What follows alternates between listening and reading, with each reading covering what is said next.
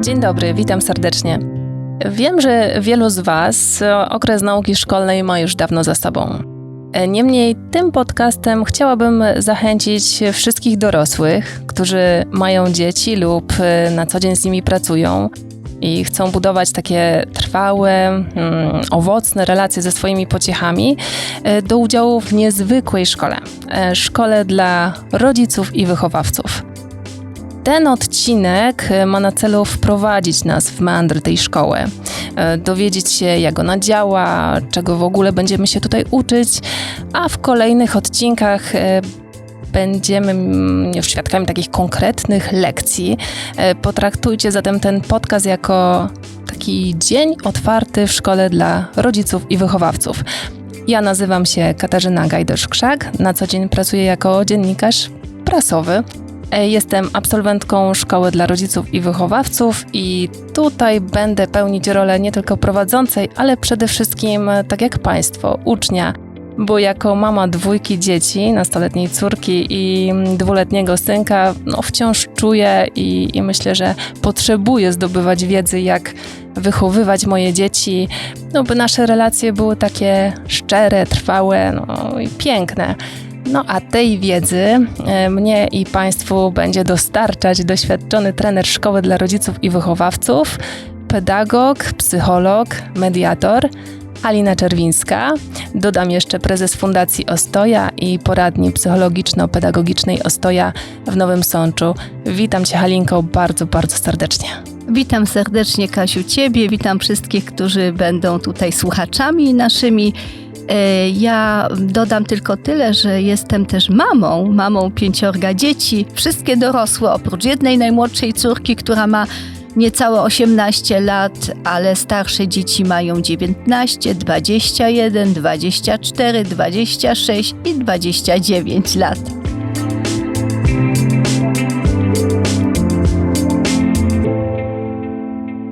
Cieszę się, że powiedziałaś sama o tym, że jesteś mamą 5 dzieci, bo ja chciałam to powiedzieć zaraz po tym, jak przywitasz się z naszymi słuchaczami, bo to, Halinko, chyba najbardziej Cię uwiarygadnia w tym, że jesteś trenerem szkoły dla rodziców i masz prawo mówić nam, jak wychowywać nasze dzieci. To może właśnie zacznijmy od tego. Twoja przygoda, myślę, że śmiało ja powiem, twoja życiowa przygoda i myślę, że to potwierdzisz, bo trwa już blisko 25 lat. Właśnie, jak się zaczęła? Jak ty trafiłaś do szkoły dla rodziców i wychowawców? To moje wyzwanie zaczęło się od bycia mamą. Tak, to wiele, tak jak mówisz, prawie 25 lat temu, kiedy sama stałam troszeczkę w takim dylemacie, jak wychowywać, żeby nie mieć konfliktów z własnymi dziećmi, albo nie mieć tak dużo konfliktów, ile miałam. Pierwsza rzecz, którą zrobiłam, to było uczestniczenie w szkole dla rodziców wychowawców. I wtedy odkryłam przeróżne pomysły na to, jak można mówić do dzieci, żeby one nas słuchały. A jak słuchać? Też zobaczyłam, że w zasadzie ten klucz do wychowywania tkwi w słuchaniu dzieci.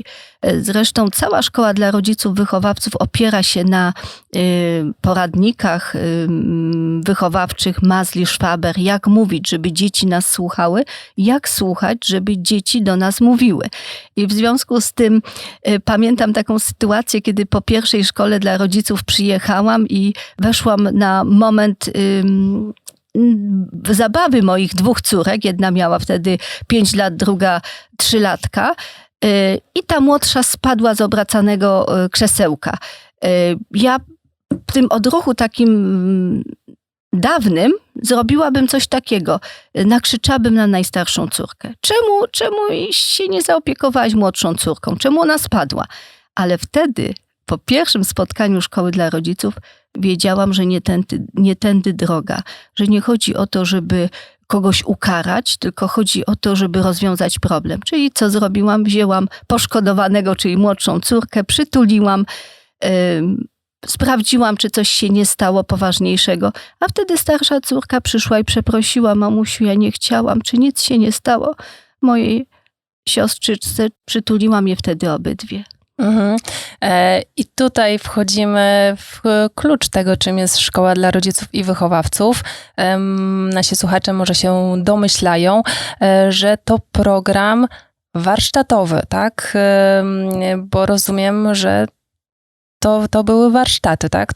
To, czym ty uczestniczyłaś. I powiedzmy w takim razie, w takim ogólnym skrócie, pigułce, czym jest ta szkoła dla rodziców i wychowawców? Tak, szkoła dla rodziców, wychowawców to są warsztaty praktycznych umiejętności komunikacji z dziećmi i młodzieżą, ale to są też warsztaty, które uczą pewnego nowego stylu życia, stylu mówienia do dzieci, ale też to są warsztaty, które są wyzwaniem do pracy nad sobą, które dostarczają pewnych sposobów, metod reagowania na różne sytuacje wychowawcze, ale tak naprawdę idą do głębi, czyli idą do sposobu zrozumienia moich mechanizmów reagowania. Dlaczego ja jako rodzic reaguję na przykład w takiej nerwowości, czy reaguję w takiej impulsywności. Czyli zrozumienie całych uwarunkowań zachowań rodzicielskich. I do tego jest potrzebne też zrozumienie troszeczkę takich, dostarczenie troszeczkę wiedzy, tak? Czyli wiedza połączona z praktycznymi ćwiczeniami. A ostatecznie wymiar jest następujący. Jak przełożyć miłość, bo przecież każdy rodzic kocha swoje dziecko, jak przełożyć miłość na codzienne gesty, słowa, zachowania, rano, w południe, wieczór, jak to zrobić. Zwłaszcza kiedy rodzic ma mnóstwo spraw na głowie, kiedy dziecko nas nie słucha, kiedy ktoś jeszcze inny ma do nas jakieś pretensje. Jak to wszystko zrobić, żeby nie ucierpiało na tym dziecko, czyli osoba najsłabsza w rodzinie. Mhm. Powiedziałaś wychowanie dialogowe wcześniej. Powiedzmy o tych modelach wychowania, jakie w ogóle mamy i czym wyróżnia się ten model, który tutaj będziemy omawiać i wcielać w życie. Zgadza się. Ideą szkoły dla rodziców, wychowawców jest wdrożenie tego modelu, tej idei wychowania dialogowego, który jest w takim porównaniu z wychowaniem opartym na władzy czymś zupełnie innym i wychowaniu opartym na uległości też zupełnie czymś innym. I żeby zrozumieć właśnie Czyli działanie... te trzy modele wychowania możemy tak je skategoryzować, tak? Dokładnie Wychowanie tak. przez władzę, wychowanie przez uległość. Są trzy drogi wychowania. Droga wychowania przez władzę, przez uległość i przez dialog. Żeby zrozumieć ten dialog, to warto Powiedzmy sobie moment, o tak. tych wcześniejszych, tych, których tutaj nie będziemy wcale chcieli stosować, ale musimy o nich wiedzieć, ponieważ no ja mogę powiedzieć z własnego doświadczenia, wiele tych cech, o których ty zaraz powiesz, czyli wychowania przez władzę, wychowania przez uległość, stosowałam. Czasami zdarza się, że nadal stosuję w swoim życiu. No to do czego to prowadzi i dlaczego to jest złe? Wychowanie przez władzę. Przez władzę. Wydaje się, że jest skuteczne, bo jest szybkie, natychmiast nas dziecko słucha. Czyli ja jestem takim tyranem. Dziecko ma mnie słuchać, ja powiem tak i ma być tak. Albo jesteś kontrolerem, czyli ktoś, kto cały czas bawi się, wczuwa się w osobę, która musi w każdej sytuacji dziecko kontrolować, sprawdzać, poprawiać, pouczać, moralizować. I tak naprawdę to dziecko nie ma tej swojej tożsamości czy swoich potrzeb rozwiniętych, tylko ma pewien model rodzica, który on wie lepiej, tak? Czyli spełnia moje oczekiwania. Tak, rodzic wie wszystko lepiej, a ja muszę się bezwarunkowo poddać i wtedy jest zgoda, jest okej w domu. No tak, ja myślę, że Ale powiedzmy, do czego to prowadzi też w dorosłym życiu, bo pewnie jak słuchają nas osoby, które już, no przede wszystkim słuchają nas osoby, które już mają swoje dzieci, to sobie analizują siebie też przez pryzmat swoich rodziców, przynajmniej ja tak mam, i analizuję, no rzeczywiście, u mnie gdzieś ten model w którymś momencie funkcjonował, albo taki, albo taki. i dlatego ja jestem dzisiaj taka, a nie inna. I ja absolutnie nie chcę, żeby moje dziecko w ten sposób było wychowywane, po czym okazuje się, że bardzo łatwo, jak kalka, kopiuje swoich rodziców. Mówię tutaj kopiuję, ale myślę, że ze mną utożsami się bardzo wielu innych rodziców. Tak, bo to jest nieuświadomione zachowanie rodzica. Bardzo często wychowujemy tak, bo nas tak wychowywali. Więc jeżeli ktoś wychodzi z modelu władzy, to on też będzie nieświadomie to powielał, nawet przy zapewnieniu, że ja na pewno nigdy taki nie będę jak moi rodzice, których się na przykład bałem, tak? Bałem się rodziców, nie chcę, żeby się mnie dzieci bały, po czym odkrywam, że właściwie to robię to samo. Żeby ten model dobrze zrozumieć, to można też wejść w obraz niektórych szkół, które funkcjonują na zasadzie takiego modelu władzy, gdzie bardzo wyraźnie wybrzmiewa tam... Bardzo delikatnie powiedziałaś niektórych szkół. Chciałabym, żeby niektórych, tak. Gdzie bardzo wybrzmiewa kategoria przewinienie, kara, czyli akcja, reakcja, przewinienie, kara, natomiast nie ma wglądu, nie ma głębi w przyczyny tego zachowania. Tak, nie ma pytania, co się stało. Nie ma pytania tylko o to, kto to zrobił. Mhm. Nie ma analizy danego zachowania, nie ma modelu poprawy zachowania, zadośćuczynienia, naprawienia, tylko rozliczenia. Jakby model władzy poprzez rozliczenie, ukaranie i koniec. I ja tutaj rządzę. Tak? Ja tutaj rządzę. Czyli proszę zobaczyć, że jeżeli my tylko będziemy opierać się na karaniu dzieci, a nie będziemy jakby dążyć do głębi, do tego, nawet po co to robimy. Nawet żeby dziecko rozumiało, co z tego ma wyniknąć, prawda? Że nie zgadzam się, nie wiem, na późne powroty, bo zależy mi, nie wiem, na tym, żebyś wypracował w sobie taką wartość odpowiedzialności, że jak na coś się umawiasz, to tak jest. Albo wartość pod tytułem punktualności. No, każde zachowanie jest uwarunkowane czymś, dlaczego się tak dzieje, ale też ma swój skutek. I teraz... Ważne jest, żeby dziecku to wytłumaczyć. Tak. No ale rodzic, który wychowuje poprzez władzę, powie, masz wrócić o godzinie 20, koniec, kropka. W przeciwnym razie do końca tygodnia zabieram komórkę. No, jest druga strona. Rodzic uległy. Rodzic uległy, czyli rodzic, który generalnie czuje się słaby, czuje się rodzicem niekompetentnym, czuje się rodzicem, który musi kupować swoje dziecko, kupować za prezenty, kupować za uleganie pomysłom dziecka. Nie ma jakby swojej koncepcji, co chce osiągnąć, czyli jakby nie ma koncepcji, nie wie, że w wychowaniu chodzi o coś bardzo prostego. Chodzi o to, żebym ja z tobą czerpała radość z porozumienia się, żebyśmy mieli dobrą relację, żebym ja był kimś silniejszym od ciebie, bo dziecko musi się oprzeć na rodzicu, to rodzic musi być silniejszy, to rodzic musi mieć pomysł na to, do czego dąży w wychowaniu. Jaki dorosły człowiek będzie po takim wychowaniu, tak? Po takim wychowaniu przez rodzica uległego. Jaki będzie w dorosłości? Wiele się spotyka, nawet takich badań na ten temat, co się dzieje z tymi dziećmi, prawda, z rodzin uległych. Są to dzieci ze skłonnościami do uzależnień, ze skłonnościami do przylgnięcia do jakichś grup nieformalnych, do sekt. Dzieci generalnie szukają oparcia w jakimś bardzo silnym guru, w kimś, kto da mi to oparcie, tą siłę. To są właśnie borykania się ze swoją tożsamością istnienia, kim ja jestem. Bo jeżeli nie mam odniesienia do autorytetu, do wzoru, to ja do przewodnika swojego życiowego, to ja ciągle będę się borykał, będę wszystkie autorytety obalał, będę nadkrytycznym człowiekiem.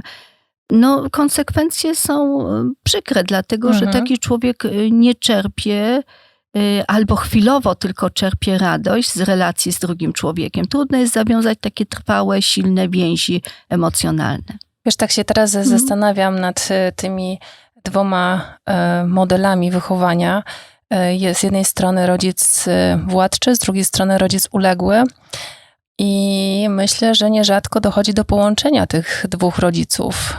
Powiedzmy, że tata tutaj trzyma wszystko twardą ręką, a mama próbuje w jakiś sposób wynagradzać dzieciom ojca tyrana i pozwala na wszystko, tak? Czyli jest uległa. No chyba nierzadkie połączenie. Bardzo nierzadkie i też bardzo przykre skutki, które ponosi dziecko w postaci takiego rozdarcia wewnętrznego. Właściwie co ja takiego zrobiłem, że moja mama z moim tatą się nie mogą dogadać, czyli poszukiwanie sposobu na to, jak scalić tych rodziców. Jeżeli to się dziecku nie uda, to dziecko przechodzi w drugą stronę, czyli szybko muszę odejść od nich obojga. Nieważne, że mama mi ulega. Ja tej mamy równie mocno nienawidzę jak swojego ojca, który powiedzmy był tyranem, tak? Ale jakby z takiej mieszanki wychodzi coś bardzo trudnego. To często na scenkach też w szkole dla rodziców, wychowawców rodzice tego doświadczają i opowiadają, że to była jedna z najtrudniejszych ról, w jakiej mogli się znaleźć. Czyli w takiej roli, gdzie tato na przykład im dogadzał, a mama była tą niedobrą mamą albo odwrotnie. Nie do wytrzymania, tak? Trudna sytuacja, kiedy się dwie osoby, przy których szukam bezpieczeństwa, które się nie mogą ze sobą dogadać w sprawie wychowania dzieci. Dzieci odchodzą, czekają, kiedy będę mieć 18 lat. Oczywiście to nie jest też reguła, że tak zawsze jest, ale bardzo często takie skutki się ponosi. No dobrze, to przejdźmy już do tej części właściwej, czyli wychowanie dialogowe. Je promujemy i tego będziemy uczyć w tej szkole, właściwie będziesz nas uczyć. Proszę powiedz, na czym polega wychowanie dialogowe? Jakbyś miała tak krótko wypunktować, czym ono jest. To może zacznę od przykładu, którym posłużyła się właśnie Masli-Szwaber w wywiadzie, którego udzieliła dla rodziców polskich. Opowiedziała taką sytuację z rozmowy ze swoją córką. Córka kiedyś chwyciła ją za rękę i mówi: wiesz, mamuś, to było przed snem, tak przeżywała jakieś zadanie, które pisała i mówi: wiesz, mamuś, gdybyś ty była mamą Hitlera, on nigdy nie zostałby Hitlerem. Czyli metoda oparta na rozumieniu dziecka, rozumieniu, słuchaniu, byciu blisko dziecka. Córka Masli-Szwaber zawsze wiedziała, że mama na wieczór będzie przy niej, będzie ją wysłuchiwała, rozmawiała z nią i przy którymś poruszeniu użyła takich słów. Więc idea wychowania dialogowego opiera się na szacunku i na godności, i na dialogu.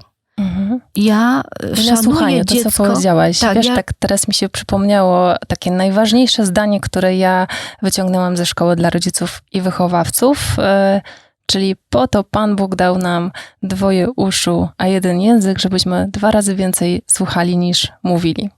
Dokładnie tak. To nie jest łatwe, ale jest konieczne, a później okazuje się przyjemne, kiedy z tego słuchania wychodzi zrozumienie i taki przyjemny kontakt z dzieckiem. Ja może podam przykład z moim nastoletnim synem, z którym się próbowałam komunikować, bo często rodzice mnie pytają: tak, ale jak dziecko nie chce mówić, to jak go mam słuchać?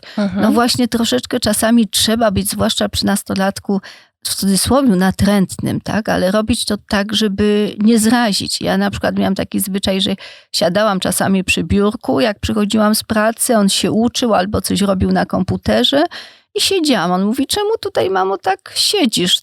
Po co tak siedzisz? No, ja jestem zajęty, tutaj pracuję, ty pewnie tam chcesz iść już do siebie. Nie, chcę się nacieszyć tobą, posiedzę tu chwilę. I z reguły było tak, że odkładał w pewnym momencie klawiaturę, odsuwał i mówił: no opowiedz, jak było w pracy, a ja tobie opowiem. ale musiałam odczekać, zanim kontakt nam się nawiązał. Czyli nie da się słuchać bez A nie usłyszałeś dania później, czasu. że irytuje mnie to, że tutaj tak siedzisz? Czasami też usłyszałam, tak? Mimo to ale siedziałaś?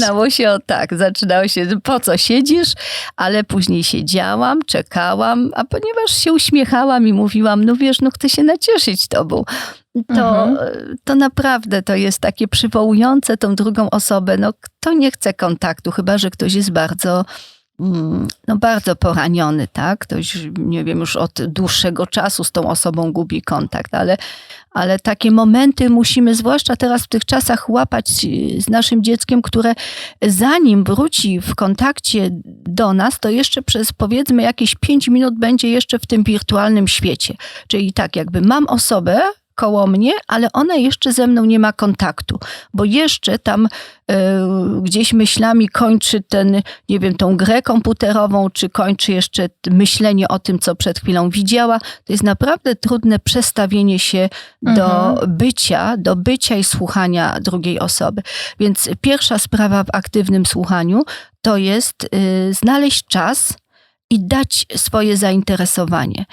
Nawiązać kontakt wzrokowy, i nie przerywać, kiedy ktoś zaczyna mówić. Jeżeli już ktoś zacznie mówić, to nawet jeżeli mówi na temat, który nas nie interesuje, wysłuchaj do końca, bo nigdy nie wiesz, czy to ostatnie zdanie nie będzie początkiem do czegoś następnego, co da ci już wielką satysfakcję. To, co teraz mówisz, ja się tak uśmiecham, ponieważ, no i tu powiem o swoim doświadczeniu. Szkoły dla rodziców, ja jestem absolwentką sprzed 10 lat i muszę powiedzieć, że Szkoła dla rodziców i wychowawców bardzo rozwinęła moje predyspozycje właśnie do słuchania i przydało mi się to owszem, w wychowaniu mojej wtedy jednej córki, ale bardzo przydało mi się to w moim zawodzie. I nie wiem, jakie masz doświadczenia o tym, co mówią rodzice, którzy ukończyli również szkołę dla rodziców, ale to poprawia relacje i pozwala nawiązywać lepsze kontakty, bardziej głębsze i otwarte z innymi ludźmi. A w zawodzie dziennikarza, no to jest bardzo, bardzo ważne, bo dzięki temu ja miałam możliwość dotarcia do takich informacji, których wiem, że przy tym aktywnym słuchaniu, próbie zrozumienia drugiej strony, a zawsze muszę zbadać dwie, szczególnie jeśli robię jakiś kontrowersyjny temat, dojść do takiego sedna, skąd właściwie pewne zachowania się biorą, skąd dana sytuacja i dlaczego zaistniała.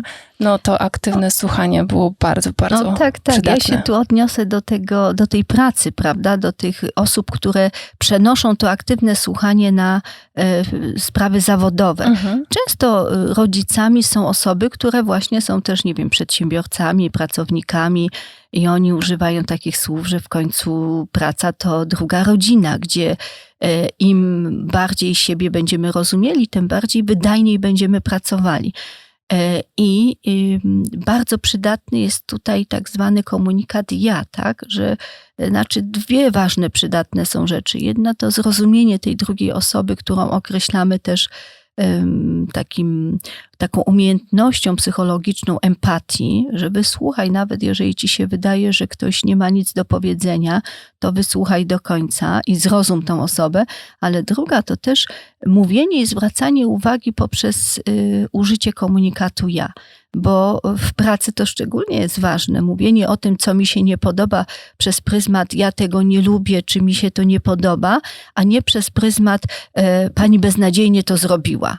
Albo pani nie myśli, albo pani to jest głupie, prawda? Czyli nie ocena, tylko no właśnie mówienie o tym, co albo czego potrzebuje. Na zajęcia przychodzą również osoby, które mają stanowiska publiczne i te osoby często odkrywają taką ważną rzecz w komunikacji z osobami w zawodzie, że warto mówić o tym, że ja tak myślę, ja tak czuję, ja potrzebuję, to jest moje zdanie, natomiast nie atakowanie, bo wy jesteście, nie wiem, beznadziejni, czy wy jesteście nieodpowiedzialni, No nie można oceniać wszystkich, myśląc czasami o jednej osobie w tej grupie społecznej, tak? Czyli można powiedzieć, że szkoła dla rodziców i wychowawców może nie jest tylko dla tych, którzy się zajmują dziećmi, ale generalnie może przydać się wszystkim w odpowiedniej komunikacji. No jest skierowana do wszystkich, którym zależy na ciepłych, bliskich relacjach opartych na takiej autentyczności, na prostolinijności, na szacunku. Na szacunku, tak. Może jeszcze powiem o jednej rzeczy, co Szkoła dla Rodziców, Wychowawców daje. A czego, powiedzmy, nie dają programy, o których dużo teraz słyszę, programy wychowawcze oparte w takim duchu idei pozytywnego wychowania. Szkoła dla rodziców, wychowawców daje zrozumienie pewnych mechanizmów. I ja czasami odwołuję się do bardzo ciekawej koncepcji dezintegracji pozytywnej Kazimierza Dąbrowskiego. Co to jest za koncepcja? No ona właśnie wskazuje na to, że jeżeli chcesz coś zmienić w swoim życiu, szukać jakiegoś ideału, jakiejś wartości, to musisz najpierw zburzyć to, co w tobie jest. Musisz się temu poprzyglądać, czyli rozłożyć na części pierwsze, tak jak puzzle, które rozkładamy i obserwujemy siebie. No czemu w tej sytuacji ja reaguję tak? Szukam przyczyny tego zachowania. Czy to jest przyczyna w rodzinie, czy to jest w mojej jeszcze rodzinie, z której wyszłam, czy to jest przyczyna w moim natłoku pracy zawodowej, czy to jest przyczyna w tym, że ktoś mnie nadmiernie w rodzinie mojej tutaj już krytykuje, czy nie docenia, czuję się niedocenioną mamą, żoną i tak dalej. Szukam tego, prawda? Później też analizuję swoje wady. Czyli zrozumienie takie głębsze trochę też swoich barier, ograniczeń, swoich wad pozwala na zbudowanie, później złożenie tych puzli na nowo, zbudowanie czegoś nowego, bardziej skutecznego. Bardziej wtedy działam, wykonuję pewne pomysły ze szkoły dla rodziców, wychowawców, ale wiem, czemu one służą, do czego zmierzam, i przede wszystkim odkrywam swoją kompetencję, swoją taką pełnię. Dlatego rodzice po pierwszym spotkaniu mówią tak, zaraz, to miały być metody uczenia dzieci, a ja widzę, że to jest ciężka praca nad sobą. No trochę tak. To prawda i co więcej, ona nigdy się nie kończy. I to muszę powiedzieć właśnie jako absolwent sprzed 10 lat. I jeśli pozwolisz, to kilka moich doświadczeń, które myślę, że ważne są, żeby nasi słuchacze usłyszeli. To nie jest tak, że my ukończymy szkołę dla rodziców i wychowawców i już będziemy wiedzieć, że jak mamy wychowywać swoje dzieci. I możemy powiedzieć, o patrzcie na mnie, jak ja wychowuję swoje dzieci. Nie, wręcz przeciwnie, co więcej, będziemy punktowani przez otoczenie najbliższe, jak patrzymy na swoje dziecko i usłyszymy nieraz, że no tak, skończyłaś szkołę dla rodziców, a widzisz, a twoje dziecko płacze, a twoje dziecko grymasi, a twoje dziecko i tak dalej, i tak dalej. Więc to jest praca nad sobą, ale ja powiem dla pocieszenia, że nabyłam takich umiejętności, że nawet tu i teraz gdzieś jestem zdenerwowana i zareaguję tak stereotypowo i powiem cicho, bądź zamknij się, nie odzywaj się teraz do mnie, to za chwilę przyjdzie refleksja, halo, tym nic nie osiągniesz i wręcz przeciwnie, zaszkodzisz przede wszystkim sobie, już nie mówiąc o tym, jak bardzo zaszkodzisz swojemu dziecku i najbliższemu otoczeniu. No i te umiejętności, które ja zdobyłam 10 lat temu i które cały czas mam w głowie, procentują i ja za chwilę odwracam tę sytuację i powiem... A te nerwy, o których mówisz, Kasia, to jest też jakby cel szkoły dla rodziców, wychowawców, nauczyć się panować nad swoimi nerwami, doprowadzać siebie do takiej stabilności emocjonalnej. I też to, co szkoła dla rodziców, wychowawców daje po prostu zdrowie psychiczne. Czyli każdy rodzic, który wchodzi na tą drogę wychowania dialogowego, to on jednocześnie pracuje nad swoimi emocjami, nie tylko nad emocjami dziecka. I efektem tego jest pewna stabilność, większa cierpliwość i większa siła, którą rodzic czerpie z takiego poczucia, że że jestem, no po prostu jestem, to się mówi tak ładnie, mam dobrostan psychiczny w sobie, tak?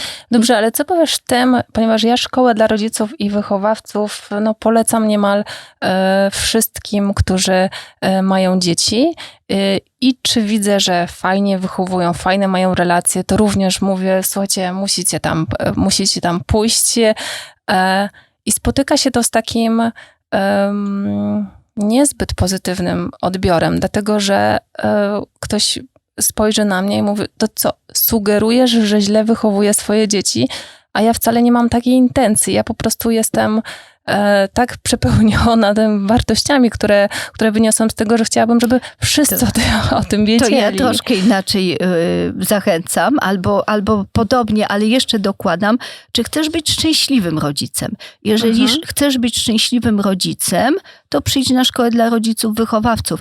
A czy chcesz mieć szczęśliwe dzieci? Szczęśliwe dzieci są wtedy, kiedy są szczęśliwi rodzice. Więc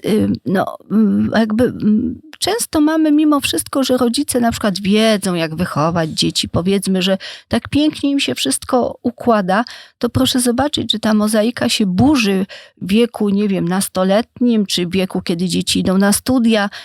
Naprawdę burzy się w wersji takiej, że tak wszystko było pięknie wygładzone, idealistycznie poukładane w takim kontakcie niestety zewnętrznym, a dziecko na przykład wchodzi w bardzo poważne problemy psychiczne, bo zabrakło tej autentyczności. My często działamy na pozycji poukładania życia dziecku pod względem intelektualnym, ile kolejnych musi jeszcze zdobyć kursów i kwalifikacji, żeby osiągnąć taki zawód, ale gubimy po drodze emocje. Więc ja sobie myślę tak, Kasiu, że bardzo mi zależy na rodzicach, którzy właśnie nie mają problemów wychowawczych, bo po pierwsze nigdy nie wiedzą, czy ich nie będą mieli, albo czy nie popełniają mimo wszystko błędów, których jeszcze gorzej niż ci, którzy popełniają i wiedzą, bo są nieświadomi. Czyli nieświadome popełnianie błędów jest później takim, powiedziałabym, dramatem, traumą, którą rodzic doświadcza. Albo inaczej, może nie popełnią tych błędów, ale zawsze mogą być bardziej szczęśliwymi, bardziej kompetentnymi i bardziej pozostać w takim, tak jak użyłam przedtem słowa, w takim dobrostanie psychicznym pozostać, mieć świadomość, że ja coś robię jeżeli nie dla swoich dzieci, to też dla innych, bo weryfikuję, co w tym wychowaniu jeszcze jest ważne. My nie odpowiadamy tylko za swoje dzieci. Gdybyśmy patrzyli na to w perspektywie dobrze, że moje dziecko jest takie, bo dziecko sąsiada jest takie beznadziejne, tylko patrzyli, jak mogę pomóc sąsiadce, żeby było jej łatwiej wychować dzieci, tak? Albo co mogę zrobić dla niej. Czyli bądźmy też tacy odpowiedzialni za inne dzieci. Powiedzmy tylko jeszcze, ile kursów przed nami, bo szkoła dla rodziców ma pewne poziomy. Tak, w ogóle szkoła dla rodziców wychowawców składa się z 3 części. Pierwsza część, jak mówić, żeby dzieci nas słuchały, jak słuchać, żeby dzieci do nas mówiły, składa się z 10 spotkań. Później mamy część drugą, rodzeństwo bez rywalizacji, czyli jak zachęcać dzieci do współpracy i również składa się z 10 części. I część trzecia, jak rozmawiać z nastolatkami. I też składa się z 10 części, a później ci, którzy przechodzą 3 części, dalej przychodzą na tak zwaną grupę wsparcia, która istnieje co miesiąc. W wersji online i w wersji takiej stacjonarnej, także jest możliwość uczestniczenia naprawdę, gdziekolwiek się jest, na jakimkolwiek kontynencie świata. My tu występujemy z ramienia Fundacji Ostoja i poradni psychologiczno-pedagogicznej Ostoja, które takie warsztaty szkoły dla rodziców i wychowawców prowadzi, ale zachęcamy też do poszukania też w swojej okolicy takich stacjonarnych, jeżeli punktów, gdzie można warsztaty szkoły dla rodziców odbyć, bo to jest program ogólnopolski. Tak, to jest program ogólnopolski. Zachęcam do tego, żeby trzymać się wytycznych tego programu, tej całej struktury, która tak naprawdę obejmuje 40 godzin, składa się z 10 spotkań I do tego bardzo zachęcam, dlatego że powstają tak zwane elementy szkoły dla rodziców, czy czasami można uczestniczyć w jakimś fragmencie zajęć szkoły dla rodziców, ale to nie daje tego pełnego zrozumienia funkcjonowania rodzica jak szkoła dla rodziców. Ja tylko dopowiem, że tutaj w poradni Ostoja i Fundacji Ostoja można też odbyć szkołę dla rodziców w wersji online, czyli ona już jest dostępna, można powiedzieć, na całym globie. Tak, tak. No takie właśnie miłe to są spotkania z ludźmi z całego kontynentu w zasadzie, bo naprawdę ze wszystkich krajów się zgłaszają. Najczęściej są to Polacy oczywiście, którzy się zgłaszają, którzy poszukują i są bardzo zadowoleni właśnie z takiej formy powrotu do takich metod opartych na pewnych wartościach, tak? Halinko, powiedziałaś, jak wyglądają warsztaty szkoły dla rodziców i wychowawców, jeśli ktoś już się na nie zapisze i będzie chciał iść pełnym kursem. Natomiast naszych słuchaczy interesuje, co my tutaj będziemy robić, jak będą wyglądały nasze lekcje, więc może tak króciutko powiem, że z założenia będą trwały 30 minut i będzie to 10 lekcji przygotowujących do tej drogi szkoły dla rodziców i wychowawców. Szkoła dla rodziców w pigułce to nazwijmy. Z przykładami własnymi, z pewnymi pomysłami i z taką zachętą dla wszystkich, którzy nas słuchają, do autorefleksji i wyciągania wniosków. Czyli z zadaniami domowymi. Dokładnie też. Każda lekcja będzie kończyła się zadaniem domowym, do którego wypełnienia będziemy wszystkich bardzo mocno zachęcać i ja tymi odrobionymi zadaniami też postaram się z Państwem dzielić. Bardzo dziękuję za dzisiejsze spotkanie. Ten dzień otwarty w Szkole dla Rodziców pewnie był trochę dłuższy niż pół godziny, no ale to taki potraktujmy to jako pilotaż, a trzymajmy się, że lekcja trwa 30 minut.